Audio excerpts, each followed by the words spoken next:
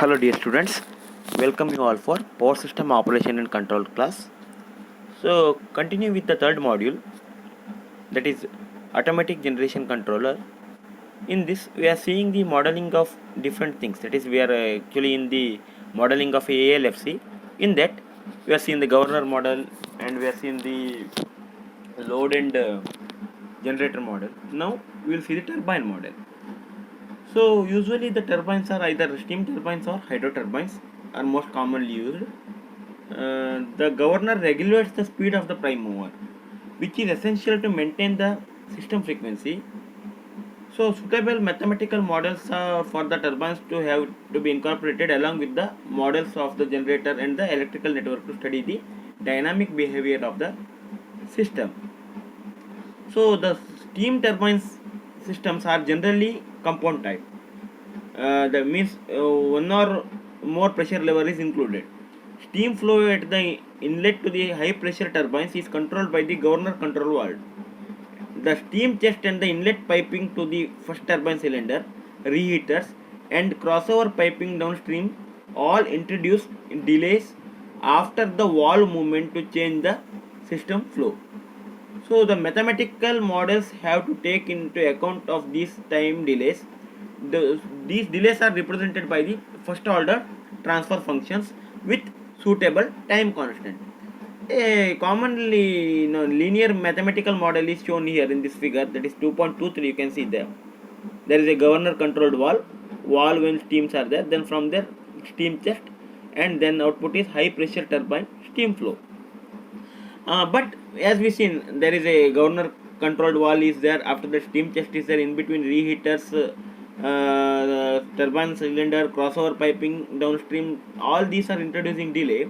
Because of this, the characteristics of the hydro turbine are determined by the dynamics of the water flow in the penstoke.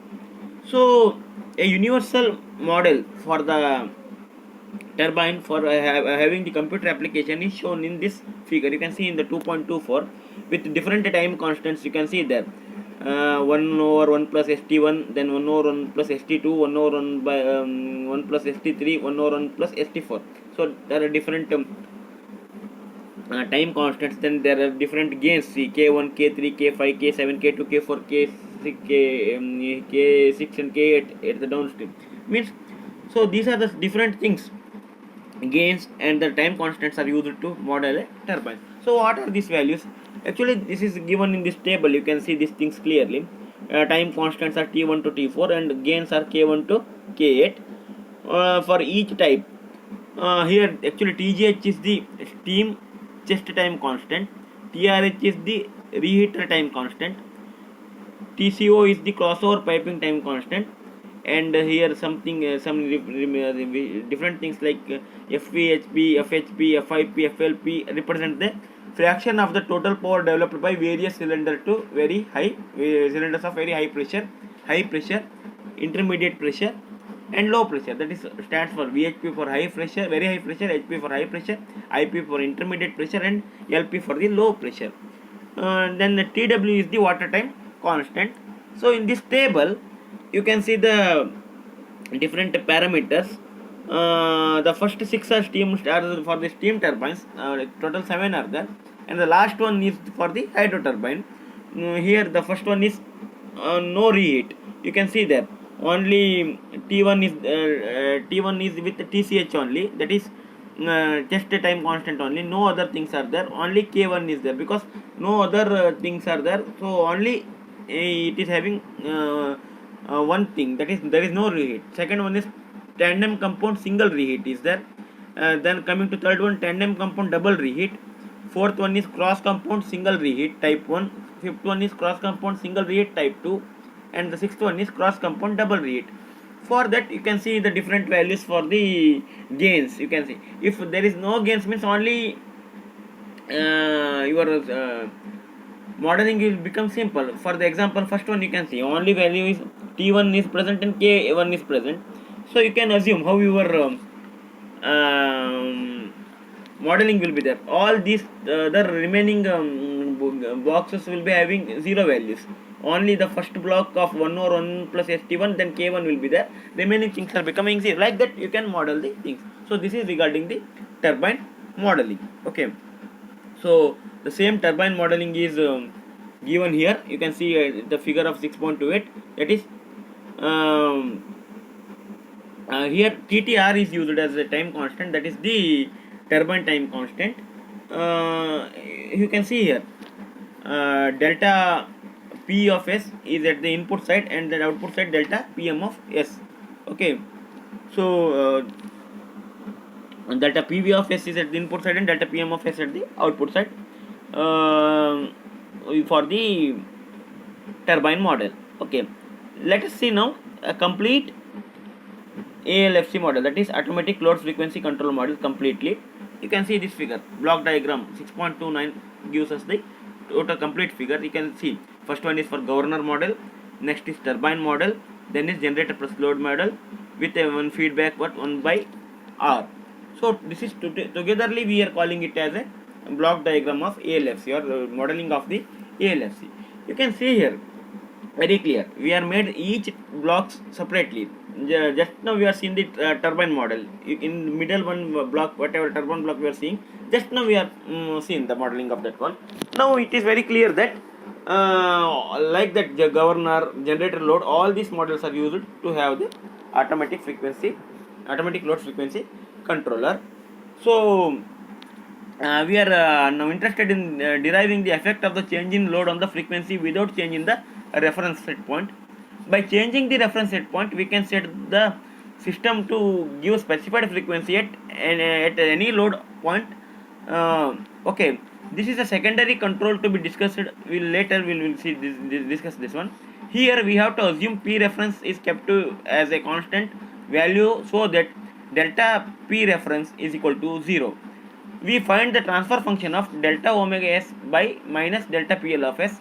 From the block diagram we will be having this one.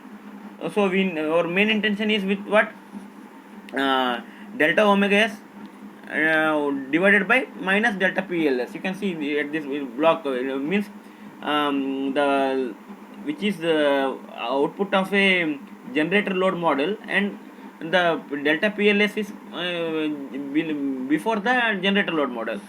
So we need to take the ratio of that one. So these are the equations we will get. I will not going to explain once again because you are knowing how to make the block diagram reduction. You have studied it in your control systems in previous semesters. So once you have a glance over this one, so we will get this one. So transfer function we will get like this. So the after simplifying everything, we will get the 6.30 equations as the transfer function of this one. Okay, then regarding steady state analysis, so we can write that delta of omega S is equal to minus delta PL of S T of S. Now there is a step change in the load so then delta PL of S is nothing but delta PL by S because it's a step change 1 by S. Then we can obtain the steady state frequency deviation delta omega SS with the final value theorem, so that delta omega SS is equal to limit t tends to 0 S into delta of omega S. So delta omega S is nothing but delta minus delta PL by S into T of S. So from the equations we know that T of S is equal to 1 over 1 by R plus D, hence delta of omega SS is nothing but minus delta PL by beta. So if there is no frequency deviation in the load, D becomes 0, then delta omega S is equal to minus R delta PL. So when we have several generator, we replace R with the value of R equivalent. These things we have studied in the composite model. Okay. So one problem we will see here. An isolated unit has the following parameters: TTR, that is the turbine time constant is 0.3s, TG generator is 0.2s, M is here value of M is 10s, or H is 5 because H is equal to M by 2 or M is equal to 2H.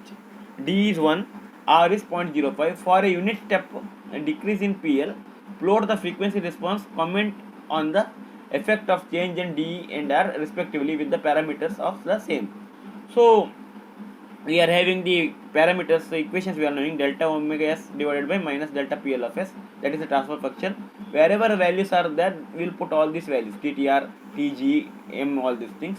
So after putting these things, we will get the steady state frequency deviation equation is delta omega ss is equal to minus delta PL by d plus 1 by r. So after putting all the values, we will get the per unit value is 4.762 into 10 raised to minus 2, which is nothing but 0.23 hertz, because if on the 50 hertz system, this much per unit is nothing but 0.323 hertz as the answer. So if you want to make a mathematical model of this one within MATLAB, we will find this one with d value 1 and d value 1.5. We know that how a step input is given, what is the step response. You have studied it in control system, is it? Once it will go to some peak, and after that it will be having some oscillation, and finally it will settle down. Same thing you can see here with d value 1, how in a straight line, and d value is 1.5, it is in a dotted line. Same thing for the different var values. For 5% of r is straight line, and 4% of r is in the dotted lines. Okay, we are knowing if by changing the damping frequency, all those things, how this peak time, maximum overshoot, all those things can be changed. So same thing is here explained. Okay, so remaining problems we will see it in the next class. For the time being, you just have a glance over this complete model.